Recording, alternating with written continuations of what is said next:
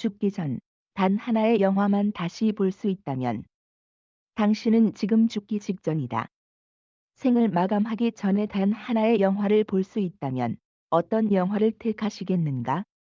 누군가는 마음껏 웃을 수 있는 코미디 영화를, 또 누군가는 마음까지 시원해지는 액션 영화를, 그리고 또 누군가는 감수성을 자극해 눈물을 흐르게 만드는 멜로 영화를 선택할 것이다.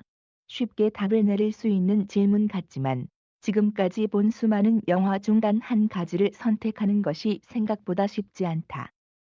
이런 질문을 던진 나의 답변이 궁금하신가? 큰 망설임 없이 나는 이 영화를 선택하겠다. 배경.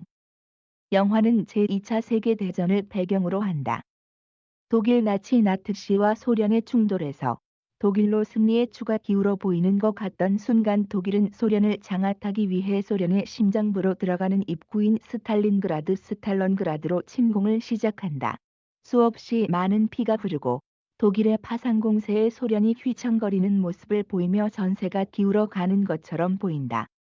영화는 바로 이 시점, 추운 소련의 한 복판에서 늑대 사냥을 하는 집안에서 자라난 일개 병사 바실리 베살라이와 소련의 선전장교 프라포겐더 오피서 다닐로프 데이닐로프의 만남에서부터 시작한다. 그들의 만남은 따뜻한 차 한 잔을 마시면서 평화롭게 이루어지지 않는다. 독일의 침공을 막기 위해 징집되어 제대로 된 총도 지급받지 못하고 총알바지로 전장에 나선 바실리는 독일 군대의 총격에 죽은 전우들의 시체에서 죽은 척하며 독일군이 다른 곳으로 이동하기를 기다리고 있었다. 선전장교의 역할 중 하나인 선전 전단을 뿌리기 위해 전장에 차를 타고 온 다닐로프는 적군에 의해 차가 망가져 바실리가 숨어있던 시체들 속으로 같이 숨어든다. 안경은 깨져 있고 살아가서 따뜻한 밥을 먹을 수 있을지도 모르는 절체절명의 순간이다. 자신의 소총을 꺼내든 다닐로프는 적병을 향해 총을 겨누지만 손이 벌벌 떨려 조준을 잘할 수 없다. 그런 다닐로프를 보고 바실리는 시체 사이를 기어가 다닐로프에게 소총을 건네 달라고 말한다. 어렸을 적 할아버지와 함께 늑대를 사냥하던 기억을 되살린 바실리는 아무것도 모른 채 일과 중인 독일 병사에게 총을 겨눈다. 당, 당, 당. 총알이 발사될 때마다 독일 병사들이 그대로 쓰러진다. 다닐로프는 이런 바실리의 저격 실력의 경이로움을 느끼며 상부에 보고하여 바실리가 폐색이 짙은 소련군의 희망이 될 수 있다며 그를 나치 장교들을 전담하는 저격수로 만들어 소련군의 강함을 선전하게 된다. 시체 속에서 숨어있던 그가 하루아침에 전설적인 소련의 영웅이 된 것이다. 욕망하는 인간의 추악함에 관하여 이념의 갈등 제국주의 v 반반 제국주의 전 세계 7천만 명의 목숨을 앗아간 세계 제2차 대전은 이념의 갈등에서 생겨났다. 바로 로마 제국의 뒤를 이어 제국주의를 취한 국가들 독일 나치, 일본은 제국주의를 향해 멈춤 없이 전진할 뿐이었고 그 발걸음이 자신들의 국가에까지 이르게 되자 제국주의를 반대하고 적대시하는 연합국 미국, 소련 이 방어와 공격에 나선 것이다. 이념의 갈등이 결국 피를 불러왔다. 도대체 제국주의가 뭐길래 대한민국의 총인구 수보다 더 많은 숫자의 사람들이 영문도 모른 채 죽어갔던 것일까? 제국주의 임피리얼리즘은 한 국가가 다른 국가, 지역 등을 군사적, 정치적, 경제적으로 지배하려는 정책이자 사상이다. 과거 5대 제국이었던 악수르 어시리아, 바벨론 베벌론, 페르시아 퍼저, 헬라 헬러스, 로마롬과 대영제국 브리티시 엠파이어를 비롯한 여러 유럽 국가들의 근대 제국주의에 이르기까지 제국주의는 전 세계를 아우르는 힘의 논리이자 무력에 의한 정의 그 자체였다.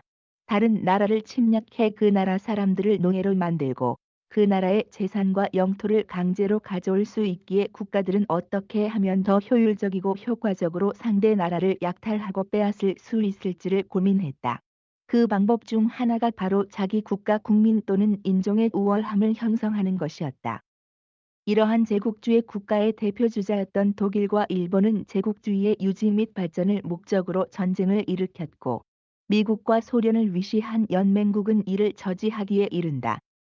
독일과 소련이 한바탕 싸우던 그 과정 중에 우리는 지금 스탈린그라드에 있는 것이다. 욕망하는 인간의 실체. 갖고 싶다는 마음이 드는 것은 참으로 자연스러운 일이다.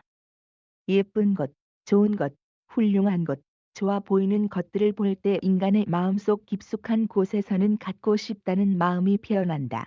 그럼 어떻게 가질 것인가? 첫째, 자신이 직접 구할 수 있다.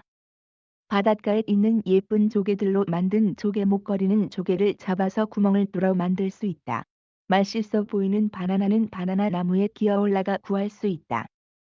둘째, 그것을 가진 이에게 구입할 수 있다. 시장 경제가 활성화된 국가라면 재화를, 그 이전이라면 물물 교환을 통해서 갖고 싶은 것을 가질 수 있다. 셋째, 빼앗을 수 있다. 물리적 혹은 무형적인 힘을 통해 강제로 소유권을 박탈하고 자신에게 이전시킬 수 있다. 세 가지 방법 중 가장 쉬운 것은 무엇일까? 만약 힘이 있다면 가장 쉬운 것은 당연히 세 번이다. 직접 구하는 것은 시간과 에너지가 동시에 소비되는 일이고, 구입은 그 소유자가 원하지 않으면 할 수 없다. 빼앗는 것은 힘만 있다면 상대방의 의사와 상관없이 아무런 대가를 치르지 않고 즉시 그 소유권을 내게 가져올 수 있다는 점에서 가장 쉽다. 그래서 독일과 일본을 비롯한 인류 역사상 수많은 제국주의 국가들은 세 번을 선택해온 것이다. 갖고 싶다면 빼앗는다. 이 얼마나 본능적인 행동이란 말인가? 그래서 본능에만 충실한 욕망하는 인간의 실체에는 추악함이 숨겨져 있다. 사실 이 영화가 보여주는 모든 전쟁의 과정은 바로 그 추악함을 직접적으로 보여주는 것일지 모른다. 갖고 싶다면 빼앗는다는 간단한 욕망이 아무 상관없는 사람들을 죽이고 가족들을 찢었다.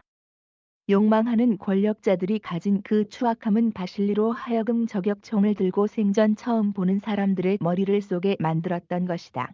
이러한 추악함에 대한 제어로서 법은 발전해왔다.